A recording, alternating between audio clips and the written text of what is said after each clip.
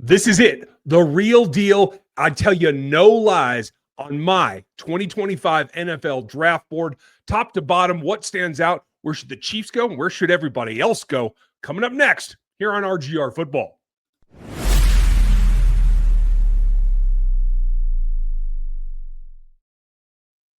Welcome back, everybody. It's the night before the draft, and we're going to get after it. A rundown of my big board.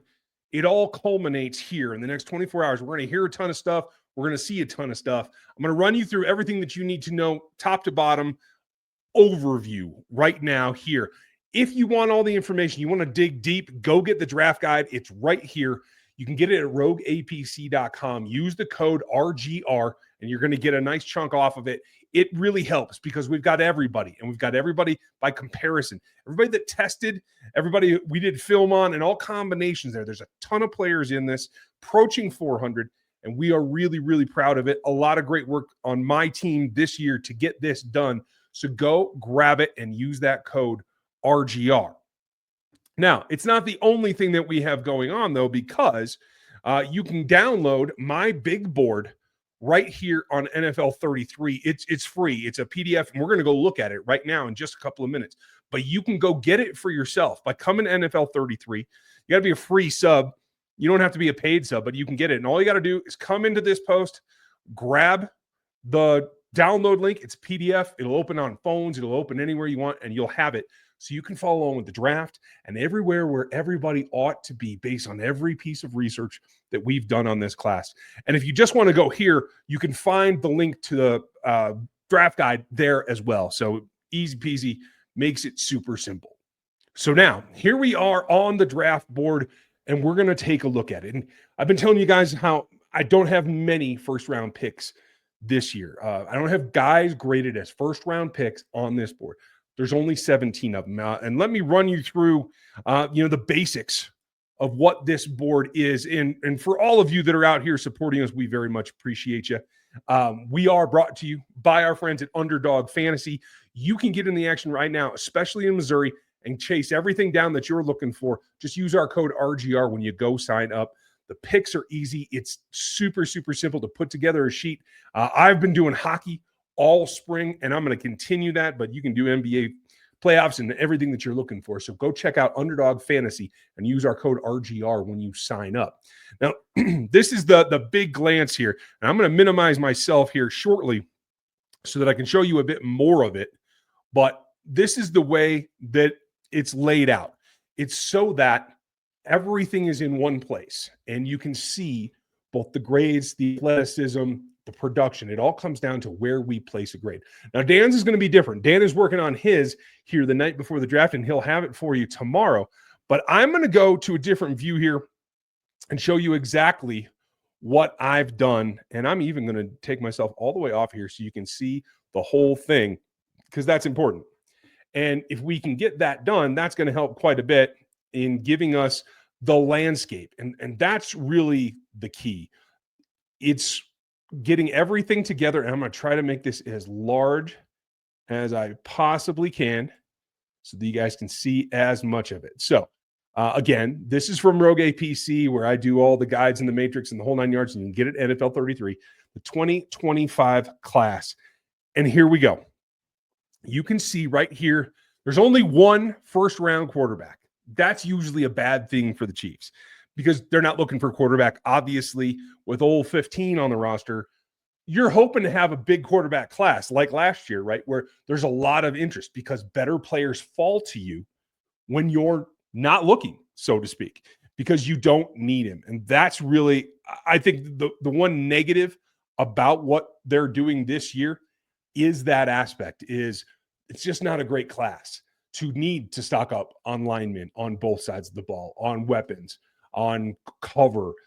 It's just a rough year for that. So Cam Ward, I do think he's going to go, but I'm going to have a piece on NFL 33 tomorrow as well about what I really think the pitfalls of this class are. And it starts right at the top. Our old friend, Mike Borgonzi's going to be making the pick for the Tennessee Titans first.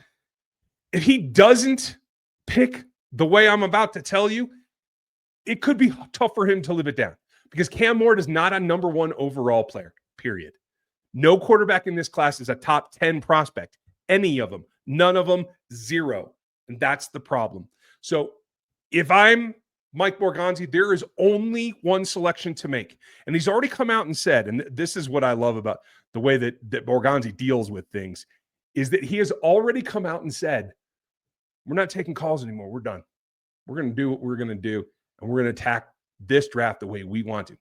Okay, Mike, more power to you. I can appreciate that. But that pick has to be Travis Hunter. It's not close. There's nobody else that's right up there as a quote-unquote generational talent. There are none.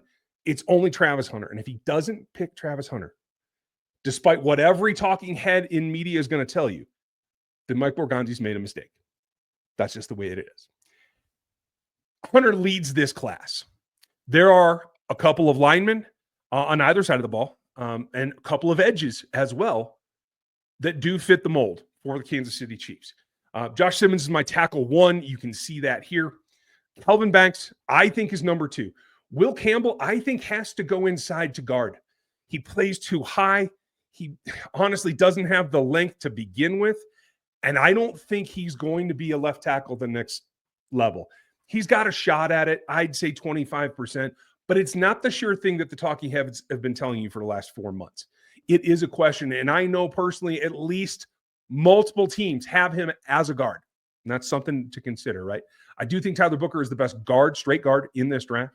So he's the only one of the interior offensive linemen that's up there. I think Emeka Egbuka is the best receiver in this class. So he's up there.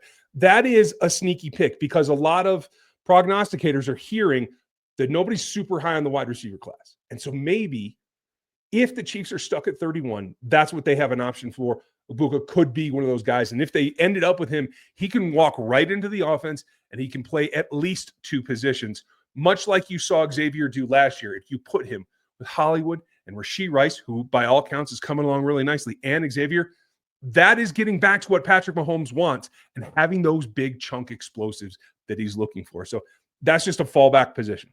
I would say the same thing about Colson Loveland, who I do think is the best athlete, the best receiving option at tight end in this class. So he's a first-round pick. Other than that, John Campbell, I have him up here, but I have a big red dot on him. And if you have not seen the board yet, maybe you've already downloaded it and you've got a good look at it. But if not, I just want to kind of lay it out. That red dot means there's significant injury history and something to be concerned about. And you can see 3 guys in the top 17 have that designation, including Josh Simmons. We've talked a ton about him. He could fall down if everybody's as concerned as Matt Derrick is and some of the other folks that we've talked to. So you got to keep that in mind as well. Johnny Barron, I do think would be corner 1 in any other class if it wasn't for Travis Hunter. And I do think Malachi Starks can do the job, that he should be a guy that is in the first round. A lot of these guys, and you can see it over here on the right-hand side when you're looking at the board. I have all the counts about how many guys I have graded at that round for the whole thing, the whole class, across every position group. And it doesn't matter whether you think they're going to become the GOAT like this. If you guys haven't gotten the GOAT gear, you can get it at the store underneath the links here. But it doesn't matter if you think he's a GOAT or if you think he's a guy that has to grow into a role. There's plenty of talent in here. On the second 2 rounds, which do go over, there are a few more than 64 picks there, but I believe it comes out at 70 picks this year. I have 77 prospects. So there's more talent in the second day than there are spots to take them. And that goes across the board.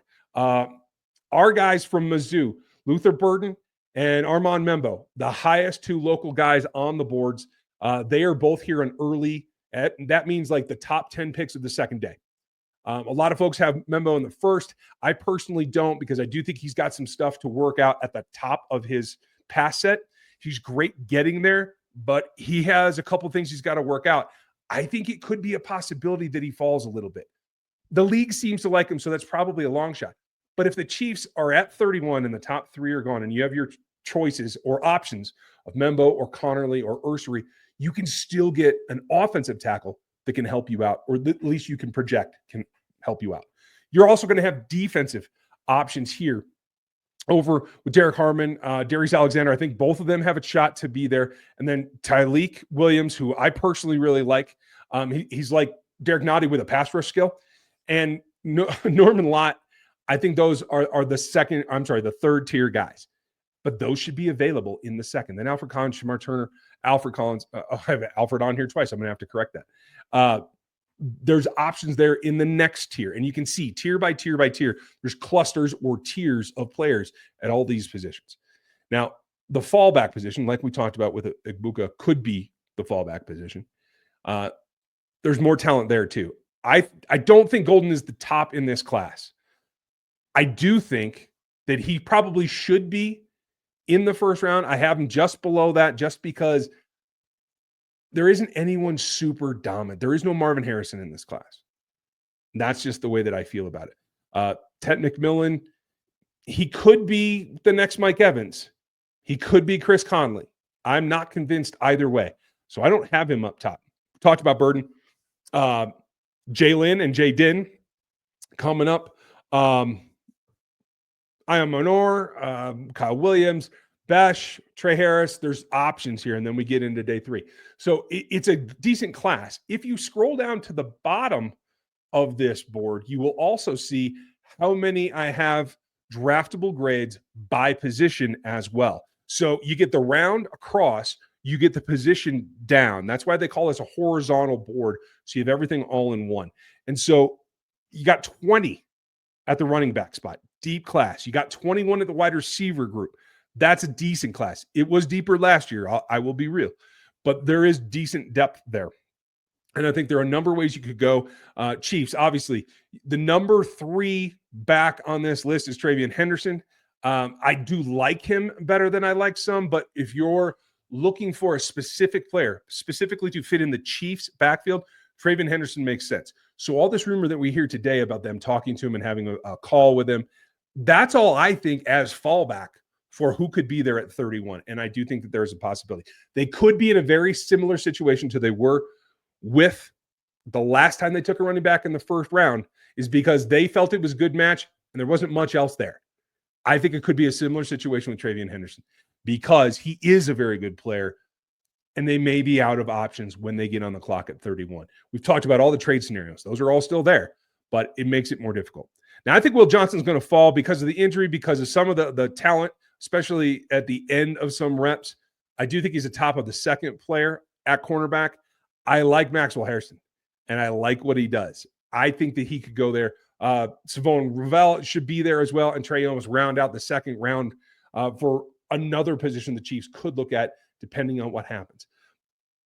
But the second round is really what I like to see for the tackles and for the tight ends. I'm really happy with that.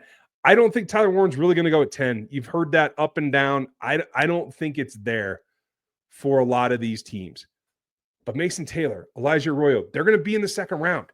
I don't think they're first round grades, and I don't think the league's going to take them. The league might take Tyler Warren because somebody fell in love. I don't think that's going to happen with Taylor and Arroyo, so I do think there's going to be an option for the Chiefs there as well. And when you get down, you go across the board a little bit. You've got 18 offensive tackles. It's quite a bit less than most people think. I don't think this class is as deep as the national pundits think so. That's just the way I feel. Same thing at interior. There's only 17 at the interior spots. 22 on the D-line. That is helpful. All the way down to Pegas and, a sleeper, Riley Mills. Keep an eye out for him. And then the deepest part of at least a trait that I think a guy could bring to the league and do something with that makes him a draftable prospect, not one that you make wait until UDFA. I think there's 27 of them on this list. And that's the deepest group at edge. And no one's been saying that the whole time. And I think that's really important. Linebacker, decent group in at 18. I think it's pretty thin at the top, though. There's a lot of maybes. There's a lot of guys that can do nickel linebacker work. It is a super small class. If you missed me and Ken Swanson talking over on KCSN, we went over the linebackers for exactly that reason. So it is something to keep an eye on. The Chiefs could pick somebody up, but it's probably going to be on day 3. I'm sorry. And then the safeties. The safeties are really interesting. And they're not that many single high type guys, but they're guys that could look like it. In particular, I'm hearing that Andrew Makuba is going to be a lot higher than I have him. I have him as a third-round guy right underneath Sanker, who I think is another option for a center fielder type safety to come in and just play deep coverage. Maybe the league likes them better. That's what I'm hearing. But that's where I stacked them for longevity. They're both a little undersized. Makuba's super productive, which I really, really like. But the longevity part of it is where those grades came in. Emanwari, yes, he's up there because he's such an athlete. But Watson Starks take the ball away. They are in run coverage. They cover as many positions as possible. They can play all over the field. Watson in particular, 13 interceptions in the last 2 years. That's what's important to me. I need somebody to take the ball away. That's why I have my guys down here as well. I do like Keaton Crawford. I think he will grow into a safety in the right mix. And if he's with the Chiefs, I think that will really work. Oh, look, I have Mickens in here twice as well. So I'm catching my own mistakes. Thank you guys for that. And I moved Mello Dotson to safety. I think Mello Dotson is a nice player from KU. I think he's best in zone. And I think he can move to safety and be really productive. He does have a knack for the ball. And again, ball skills is what I'm looking for in the secondary this year. I have Kobe Bryant around before. Up in the fourth, you can find him here. So that's the lay of the land. Are there some things that maybe I'm lower on than the league is or that you guys are? Absolutely.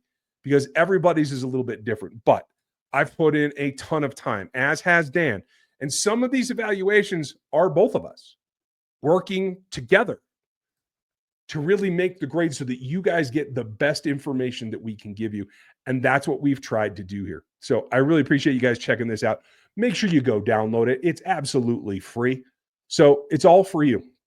And it's as close to what the Chiefs board should be as anybody's going to be able to give you. Because yes, this is my board, but I follow the Chiefs. I cover the Chiefs. That's what I'm looking for. Prospects that can fit into the scheme. That's what's here. You can get the draft guide as well. It's all can start over at NFL 33 with that free post with my face and this board on it. So go get that. I appreciate you guys being here and doing this with me. We're on. We are under 24 hours right now to the 2025 NFL draft. We're going to be live the whole first round, the whole second day, and we're going to have a recap for you on day 3. I hope you're pumped because I certainly am. I'm going to try to keep my voice. I'm feeling a little bit under the weather again, so I'm going to try to keep it nice and mellow. Thanks for being here tonight. We'll see you all weekend. Come find us, and we'll be right here. Have a good one. We'll catch you next time.